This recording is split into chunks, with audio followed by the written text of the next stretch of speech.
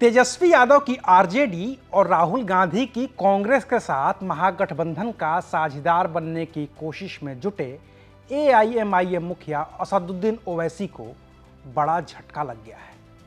बिहार चुनाव में महागठबंधन के बैनर तले चुनाव लड़ने का ख्वाब पाले ओवैसी को तेजस्वी ने ऐसा हाथ खींचा है कि अब ओवैसी के सामने बिहार चुनाव में अकेले उतरने के अलावा कोई विकल्प ही नहीं बचा है।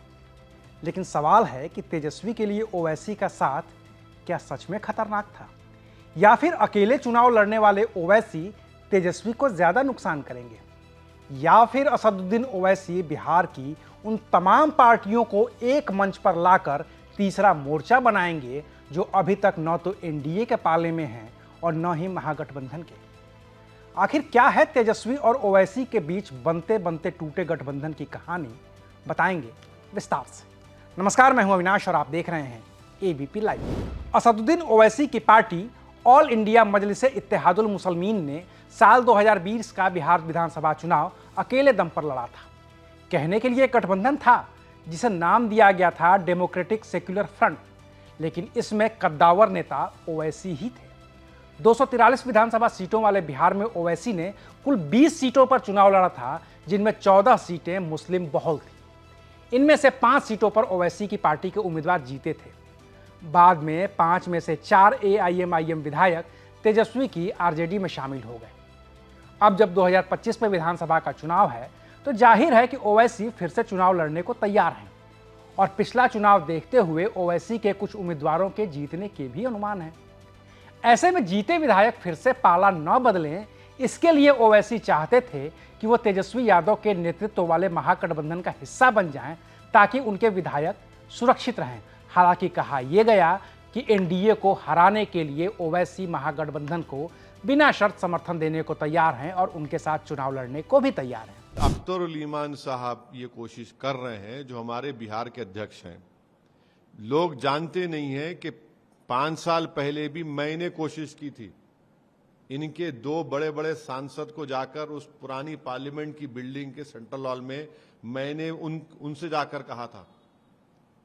अब अभी भी अख्तरुल ईमान साहब कोशिश कर रहे हैं कि हम भी नहीं चाहते कि भाजपा या एनडीए जीते वहां से। अब ये उनके ऊपर है, ये उनके ऊपर मुनस्सिर है। वो फैसला आजाद अपना फैसला लेने के हकदार हैं। हम अपनी पार्टी के हक में फैसला तैयार हैं। हम देखिए, हम तो इलेक्शन लड़ेंगे, चाहे अकेले लड़े चाहे महागठबंधन के साथ लड़े, ये नहीं मालूम ना। देखिए, अख्तरुल ईमान साहब जो कोशिश कर रहे हैं वो कितने कामयाब होते नहीं होते, मगर वो तो कोशिश कर रहे हैं पार्टी की तरफ से। देखिए क्या होता है। लेकिन ऐन वक्त पर तेजस्वी यादव ने ओवैसी के साथ हाथ मिलाने से इनकार कर दिया है, और इसकी वजह है वक्फ कानून, जिसे लेकर मुस्लिमों में गहरा असंतोष है। तेजस्वी इस असंतोष को अकेले भुनाना चाहते हैं, और अगर बांटने की नौबत आती भी है तो वो इस असंतोष को सिर्फ कांग्रेस के साथ ही बांटना चाहते हैं। अगर ओवैसी तेजस्वी के साथ रहते तो वो खुद को मुस्लिमों के रहनुमा के तौर पर स्थापित करने की कोशिश करते, और स्वाभाविक तौर पर मिले मुस्लिम वोट के लिए भी क्रेडिट ओवैसी को दिया जाता। तेजस्वी यही नहीं चाहते थे, क्योंकि उनके पिता लालू यादव का एमवाई समीकरण बिहार के लिए आजमाया हुआ फॉर्मूला है। ये फॉर्मूला पिछले कुछ साल से कमजोर भले हुआ है, लेकिन ये अब भी पूरी तरह खारिज नहीं है। ऐसे में वक्फ कानून ने जो हवा बनाई है, उसे तेजस्वी यादव अपने लिए आंधी की तरह इस्तेमाल करना चाहते हैं, और तभी तो वो कह रहे हैं कि वो इस कानून को लागू नहीं होने देंगे। जब इस बिल को पास कराया गया, हमारी पार्टी राष्ट्रीय जनता दल सुप्रीम कोर्ट भी गई है इस बिल के खिलाफ, इस कानून के खिलाफ।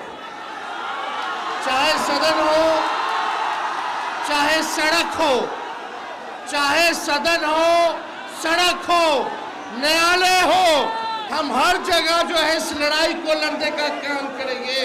आप लोगों के अधिकार और आप लोगों के साथ हमारी पूरी पार्टी राष्ट्रीय जनता दल और लालू जी और तेजस्वी, आप सब लोगों के साथ खड़ा है। बाकी तेजस्वी यादव को भी इस बात का बखूबी एहसास है कि अगर वो ओवैसी के साथ आते हैं तो फिर सीमांचल में उनकी जमीन और भी कमजोर हो जाएगी, क्योंकि ओवैसी को सीट चाहिए सीमांचल में ही, जहां पिछले चुनाव में उनको जीत मिली थी।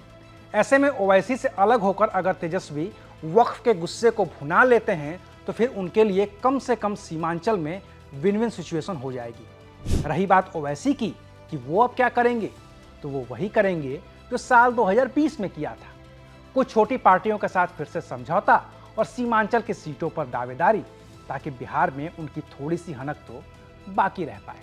यही बात ओवैसी के नेता और बिहार में AIMIM के इकलौते विधायक अख्तरुल ईमान भी कर रहे हैं। बिहार को बचाने के लिए सेकुलर और लाइक माइंडेड लोगों को एक होना चाहिए। उसके लिए अगर एक होते हैं तो उसके लिए हमने पेशकश की थी MIM की तरफ से, लेकिन इन लोगों की चुप्पी अपनी जगह पर है। लेकिन अगर वो ये समझते हैं कि मैं झुक के शायद डर से और खौफ से, तो ऐसी बात दिल से निकाल लें। ये मेरा संस्कार है कि मैं झुक कर बात करता हूँ, लेकिन इसे डर और खौफ नहीं समझा जाए।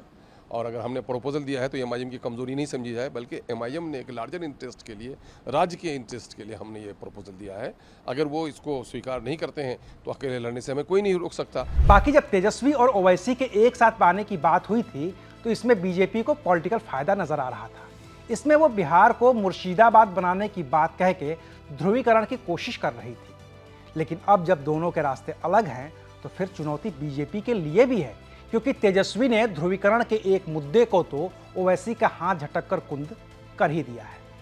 तो अभी के लिए बस इतना ही, फिर मिलेंगे नई खबर के साथ। देखते रहिए ABP लाइव। शुक्रिया।